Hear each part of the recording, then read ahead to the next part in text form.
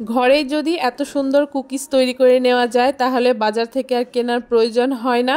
ঘরে থাকা মাত্র কয়েকটি উপকরণ দিয়েই খুব সহজে তৈরি করে নিতে পারবেন এত সুন্দর কোকোনাট কুকিজ। কুকিজগুলো দেখতে যেমন সুন্দর হয়েছে, খেতেও দুর্দান্ত হয়েছে। বাড়িতে কোনো ছোট বাচ্চা থাকলে সে তো ভীষণই পছন্দ করবে। ওভেন ছাড়া খুব সহজে কিভাবে এত সুন্দর মুচমুচে খাস্তা কোকোনাট কুকিজ আমি বাড়িতে তৈরি করেছি সেই রেসিপি আজকে আপনাদের সাথে শেয়ার করব।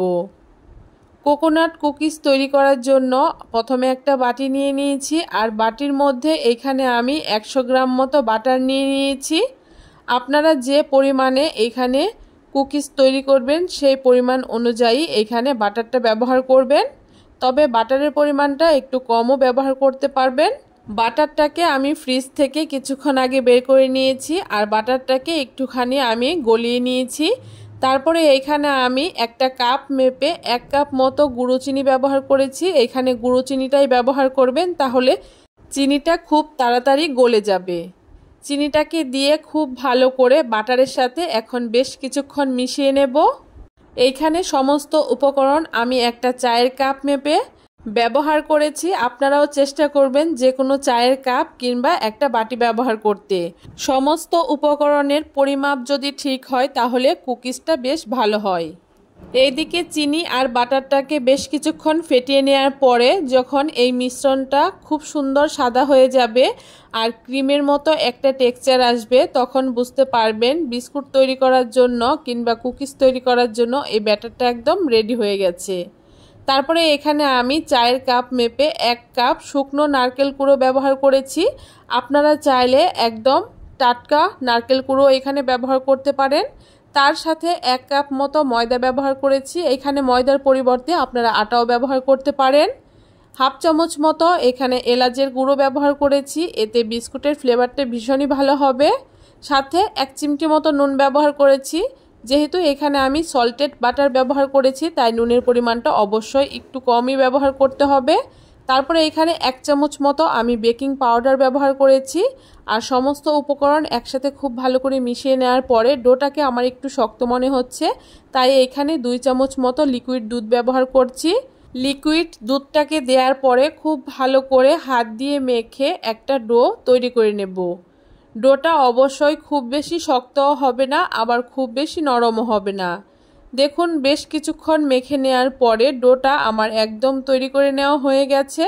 আর ডোটা কতটা শক্ত কিংবা নরম হয়েছে আপনারা দেখে বুঝতেই পারছেন।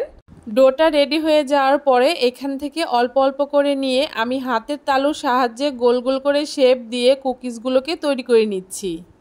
আপনারা আপনাদের পছন্দ অনুযায়ী যে কোনো শেপ দিয়ে ছোট কিংবা বড় করে এই কুকিজগুলোকে তৈরি করে নিতে পারেন।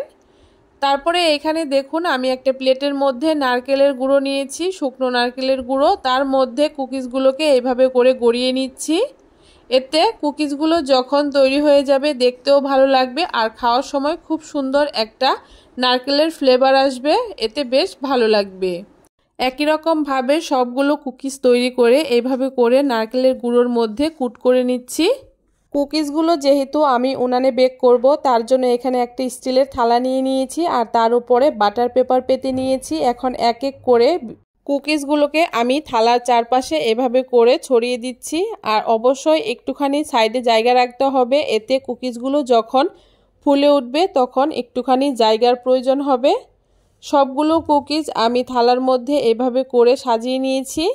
এখন এখানে দেখুন হাঁড়ির মধ্যে আমি কুকিজগুলোকে বেক করব, তার জন্য হাঁড়িটাকে 5 মিনিটের জন্য একটুখানি গরম করে নেব।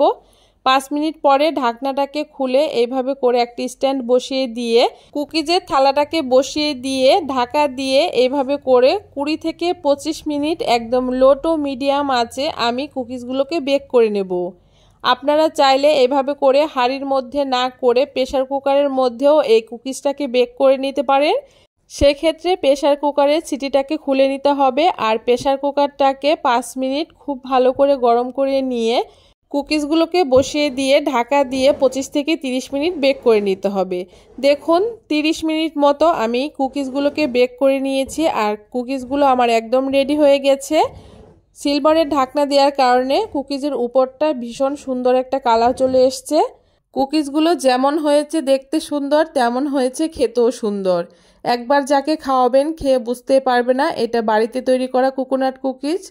একটা কুকিজ এখানে আমি আপনাদেরকে ভেঙে দেখিয়ে দিচ্ছি, এর ভেতরটাও কতটা সুন্দর বেক হয়েছে। এইভাবে করে আপনারা খুব সহজে ঘরে থাকা মাত্র কয়েকটি উপকরণ দিয়েই তৈরি করে নিতে পারেন খুব সহজ পদ্ধতিতে কোকোনাট কুকিজ। এই কুকিজটা তো বাচ্চারা ভীষণই পছন্দ করে। কেমন লাগলো আমার বানানো খুব সহজ পদ্ধতিতে কোকোনাট কুকিজের রেসিপি অবশ্যই কমেন্ট করে জানাতে ভুলবেন না। ভিডিওটা ভালো লাগলে অবশ্যই সবার সাথে শেয়ার করে চ্যানেলটাকে সাবস্ক্রাইব করে দেবেন।